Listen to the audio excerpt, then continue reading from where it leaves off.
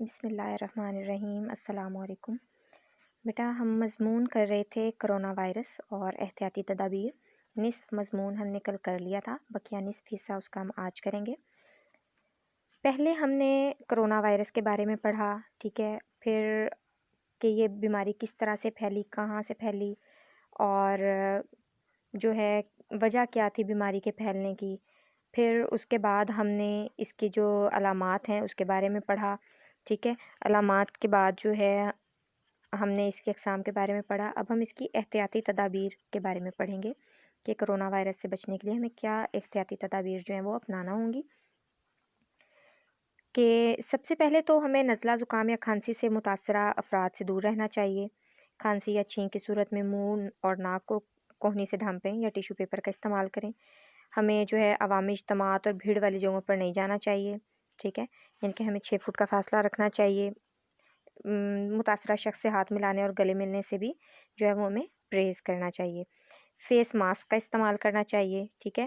اور اگر کسی فرد کو نزلہ زکام یا کھانسی کی شکایت ہے اور آپ کا ان کے پاس جانا انتہائی ضروری ہے تو اس صورت میں پھر آپ ماسک کا استعمال جو ہے وہ لازمی کریں گے۔ اور بغیر ضرورت کے گھر سے باہر نہیں نکلنا چاہیے، اور دن میں بار بار صابن سے 20 سیکنڈ تک ہاتھ اچھی طرح سے دھونے چاہیے اور ہینڈ سینیٹائزر کا استعمال کرنا چاہیے۔ یہ ساری چیزیں تو بیٹا آپ کو پتہ ہے، اور یقیناً آپ ان سب چیزوں کا جو ہے وہ احتیاط بھی کرتے ہوں گے، ٹھیک ہے، اس بیماری سے بچنے کے لیے۔ اب عوامی سطح پر جو ہے ہمیں کیا کرنا چاہیے کہ اس بیماری سے متعلق معلومات جو ہیں وہ دینی چاہیے، ٹھیک ہے، آگاہی ہونی چاہیے، لوگوں کو آگاہ کرنا چاہیے، ٹھیک ہے۔ تو یہ کس طرح سے ممکن ہے؟ یہ باہمی تعاون سے ہی ممکن ہے۔ وبا کے پھیلاؤ کی روک تھام کس طرح سے ہو سکتی ہے کہ لوگوں کو اس کے متعلق جو ہے وہ احتیاطی تدابیر معلوم ہونی چاہیے، اور کرونا وائرس سے متاثرہ جگہوں اور اس کے منتقل ہونے کے طریقے بھی معلوم ہونے چاہیے تاکہ وبا سے بچا جا سکے کہ یہ بیماری ایک جگہ سے دوسری جگہ کس طرح سے منتقل ہوتی ہے، ٹھیک ہے۔ اور اس سے بچاؤ کے لیے تمام افراد کو اپنے اپنے شعبے میں آگاہی اور معلومات دینی چاہیے۔ اب اگر آپ دیکھیں تو بہت سارے افراد ایسے ہیں، بہت سارے لوگ ایسے ہیں جو اتنی معلومات ہونے کے باوجود بھی احتیاط نہیں کرتے، ٹھیک ہے، یعنی کہ دوستوں سے ملتے ہوئے ہاتھ ملاتے ہیں، گلے ملتے ہیں، ٹھیک ہے، اکٹھے کھانا کھاتے ہیں۔ بچے جو ہیں وہ احتیاط نہیں کرتے، اس طرح سے جو ہے وہ کھیل رہے ہوتے ہیں اکٹھے، اور کھیل کے دوران ہی بچے اپنے منہ کو ہاتھ لگا رہے ہوتے ہیں، ناک کو، آنکھوں کو چھو رہے ہوتے ہیں۔ تو بیٹا اس طرح سے یہ بیماری پھیلتی ہے۔ اب آگاہی پیغام جو ہے یہ کس طرح سے الیکٹرانک اور پرنٹ میڈیا جیسے کہ ویڈیو، ٹیلی ویژن اور اخبارات کے ذریعے ہم دے سکتے ہیں، ٹھیک ہے۔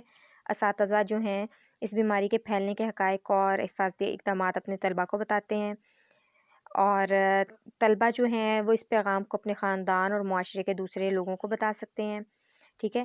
معاشرے کے معزز افراد اور مسجد کے جو خطیب ہیں، امام ہیں، وہ جو ہیں عوام کو اپنے خطبوں کے ذریعے آگاہی کا یہ پیغام دے سکتے ہیں۔ بیٹا اس وبا سے بچنے کے لیے شعور اور آگاہی کا ہونا بہت ضروری ہے، معلومات کا ہونا ضروری ہے تاکہ لوگ اس سے محفوظ رہ سکیں، ٹھیک ہے۔ یہ وبا بہت تیزی سے پھیلتی ہے۔ اگر کوئی متاثرہ شخص ایک جگہ سے دوسری جگہ سفر کرے تو اپنے ساتھ اس وائرس کو بھی لے جا سکتا ہے اور دوسرے صحت مند افراد کو بھی متاثر کر سکتا ہے، ٹھیک ہے، یعنی کہ اگر ایک شخص متاثر ہے اس بیماری سے، وہ دوسری جگہ جاتا ہے تو وہ جہاں جائے گا، وہ جتنے لوگوں سے ملے گا، جتنی چیزوں کو چھوئے گا، وہ جو ہے اتنے افراد کو، اور جو جتنے افراد پھر ان چیزوں کو چھوئیں گے، یہ سلسلہ آگے آگے بڑھتا جائے گا، تو بہت سارے افراد جو ہیں وہ اس سے متاثر ہو سکتے ہیں۔ اور وہ لوگ جو پہلے سے ہی کئی بیماریوں کا شکار ہوتے ہیں، ٹھیک ہے، تو انہیں دوسرے لوگوں کی نسبت جو ہے زیادہ احتیاط کا مظاہرہ کرنا ہوگا۔ ایسے لوگوں کو چاہیے کہ وہ وٹامن سی اور فائبر کا استعمال زیادہ کریں، جیسا کہ امرود، کینو، سیب، ادرک، قہوہ، پالک، شہد وغیرہ کا استعمال کریں۔ اس کے علاوہ جو ہے اعصابی کمزوری قوت مدافعت کو کم کرتی ہے، اور اس سے لوگوں کو ذہنی جو ہے اضطراب اور پریشانی سے بھی گریز کرنا چاہیے۔ اب اگر ہم دیکھیں تو اللہ تعالیٰ جو ہے وہ ہمیں آزماتا ہے، ٹھیک ہے، کس طرح سے آزماتا ہے؟ اب یہاں پہ ایک جو ہے ترجمہ لکھا ہوا ہے آیت کا کہ ہم ضرور آزمائیں گے تمہیں، کچھ ڈر سے، کچھ بھوک سے، اور کچھ مالوں اور جانوں اور پھلوں کی کمی سے، اور خوشخبری سنا دو انہیں کہ جن جب ان پر کوئی مصیبت آن پڑے تو کہتے ہیں کہ ہم اللہ کے مال ہیں اور اسی کی طرف لوٹ کے جانے والے ہیں۔ یہ سورہ بقرہ کی آیت 100 سے 102 تک کا ترجمہ ہے۔ اس کے علاوہ اگر ہم قرآن پاک کا مطالعہ کریں تو ہم پہ یہ حقیقت بھی واضح ہوتی ہے کہ اللہ تعالیٰ اپنے بندوں کا ساتھ جو ہے وہ کبھی نہیں چھوڑتا ہے۔ جہاں دکھ اور درد دیتا ہے وہیں شفا بھی دیتا ہے، یعنی کہ ہمیں مصیبت میں، پریشانی میں اللہ تعالیٰ کی طرف ہی رجوع کرنا چاہیے، اللہ تعالیٰ ہی کو پکارنا چاہیے، اللہ تعالیٰ ہی سے مدد مانگنی چاہیے۔ اب قرآن مجید میں واضح ذکر ہے کہ بندہ صبح اور شام کے اوقات میں مخلوق کے شر سے بچنے کی تدابیر کرے اور سب سے پہلے اللہ تعالیٰ سے مدد طلب کرے، اس کی ذات پر مکمل اعتماد رکھے، کیونکہ جو وہ چاہتا ہے وہی ہوتا ہے، اور جب ہم بیمار پڑتے ہیں تو وہی ہمیں شفا دیتا ہے۔ ٹھیک ہے، تو اس طرح سے بیٹا یہاں پہ حضرت عثمان بن عفان سے روایت ہے کہ میں نے اللہ کے رسول صلی اللہ علیہ وآلہ وسلم کو فرماتے ہوئے سنا کہ جس شخص نے یہ صبح میں یا شام میں دعا 3 مرتبہ پڑھ لی تو وہ صبح تک کسی اچانک آفت کا شکار نہیں ہوگا، اور جس نے صبح میں 3 مرتبہ پڑھ لی تو وہ شام تک کسی اچانک آفت کا شکار نہیں ہوگا، جس کا ترجمہ ہے اللہ کے نام سے شروع کرتا ہوں جس کے نام کی برکت سے زمین اور آسمان کی کوئی چیز نقصان نہیں پہنچا سکتی، اور وہی سننے والا اور جاننے والا ہے۔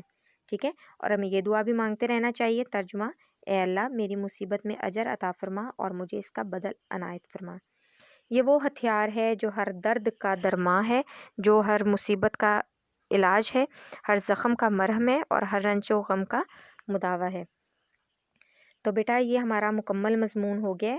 اس میں مختلف حوالہ جات ہیں، حوالہ جات اشعار کے بھی ہیں، احادیث مبارکہ سے متعلق بھی ہیں، اور احادیث مبارکہ سے بھی ہیں، اور قرآن پاک کی آیات سے بھی ہیں۔ ٹھیک ہے، تو آپ نے ان تمام حوالہ جات کے ساتھ اس مضمون کو اچھے طریقے سے یاد کرنا ہے، اور اللہ تعالیٰ سے دعا ہے کہ اس موذی مرض سے آپ کو، مجھے، ہم سب کو بچائے رکھے۔ آمین۔ والسلام۔